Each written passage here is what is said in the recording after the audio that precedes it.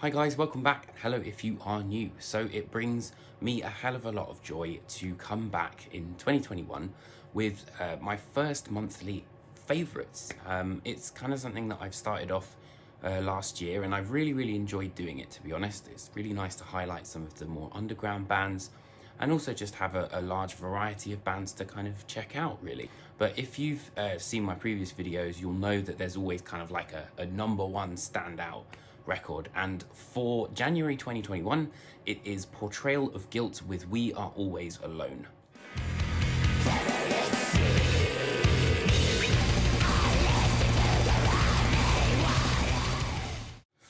So Portrayal of Guilt are returning on album number 2, and for me, I think this record just has that sense of grime, of grub and filth. Particularly Masochistic Oath, I think, has that sort of arachnid-like clean section that just sort of like really gets under your skin, and the vocals are like vomited out and they're sort of tar soaked, and it just always makes you feel very uncomfortable, which I really kind of like. I also think there's a really creepy section to Garden of Despair, which has this sort of, it just sounds like a horror movie sound effect. And I think a really good way to kind of embody this album is the music video that the Portrait of Guilt put together. And you're very much like, in this music video, there's a guy who's torturing these people, but they're just, they're just stuck on this chair. And I feel like you're stuck in the chair, and this Portrayal of Guilt kind of like, teasing you, pretending, to kind of like really screw with your head, because you also don't know what's coming around the corner. So definitely give Portrayal of Guilt's new album a listen, because I don't think you'll regret it.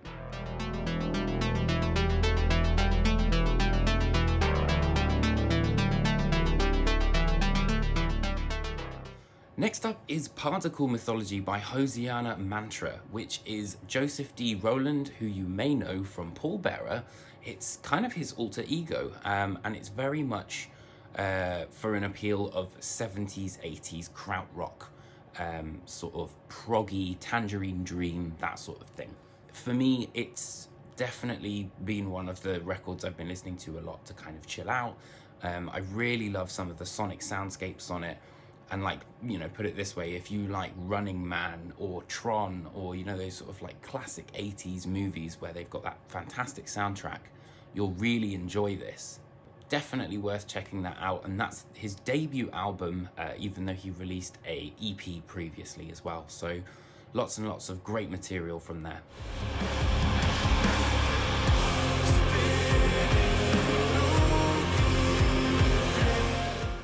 Next up is Wowod with Yarist Bracinie. Yes, I definitely had to look up how to say that. So this is a new release on Church Road Records, who are a fantastic little record label. The title of the record itself is Rage Forgiveness. So you can tell that this is very much a contrasting record.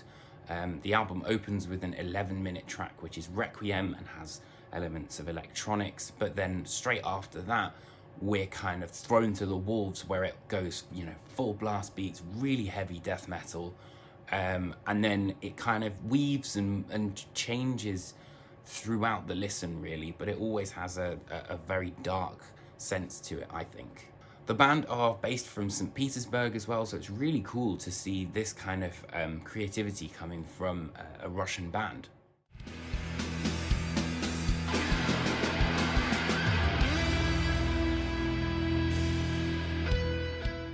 Up next is with The Tomb of All Things, an amazing record, and not necessarily a new one, but one that has been reissued and remastered, and it sounds amazing. This is also my first experience with the band.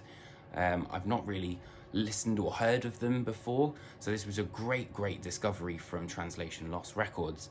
It's really well put together, Funeral Doom, and it kind of sounds like, one sort of amorphous track. It's definitely one that I've discovered, and it's basically made me really excited for whatever might put out next.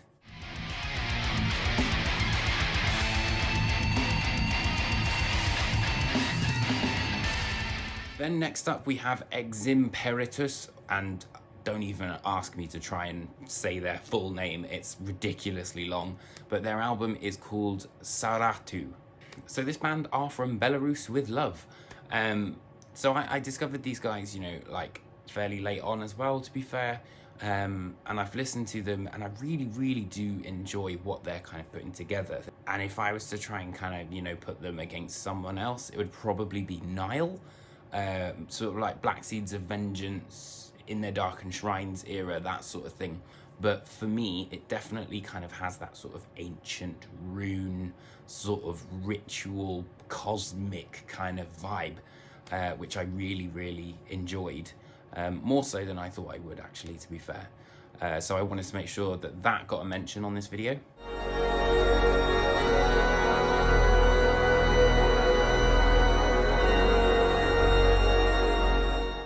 So this is a bit of a left field one, because it's entirely played by the organ.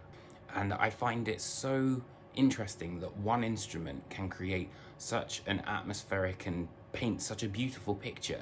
It was on so many people's ends of year list, so I had to check it out, and I'm so glad that I did, because it really is quite an emotive piece, and it kind of reminded me a little bit of Philip Glass, that sort of, you know, like classical music, but in a quite avant-garde and interesting way. So I thought that's really cool, and I wanted to give that a bit of a shout out.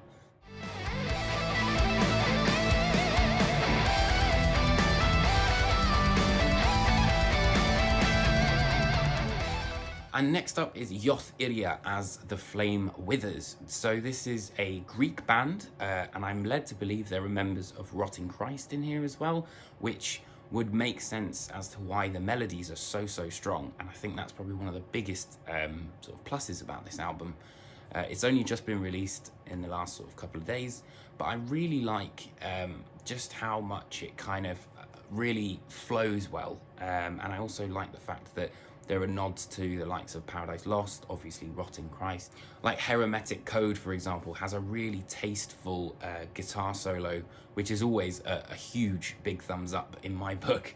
But I think, you know, I've definitely been listening to slower kind of music this month, for sure. And this is a great one to point out that I really wanted to make sure no one slept on.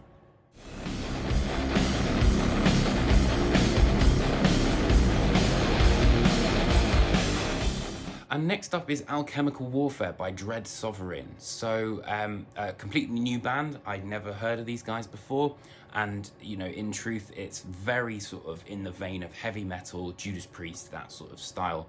And it reminds me that as much as Metal Blade might have, you know, your Cannibal Corpses, your Black Dahlia Murders, they also signed some really great heavy metal. There's a lot to glean from Dread Sovereign, and it was definitely a surprise. And I think it's just worthy of a quick listen, to be fair.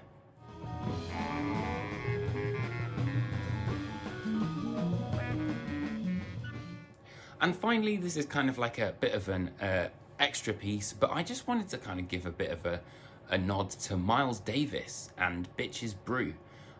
This has been an album that I kind of discovered over sort of a quiet period, you know, at Christmas and stuff. I really started to get into Miles Davis, and I've been really enjoying jazz, but Bitches Brew, man, like, fuck, I didn't realize how crazy this album was.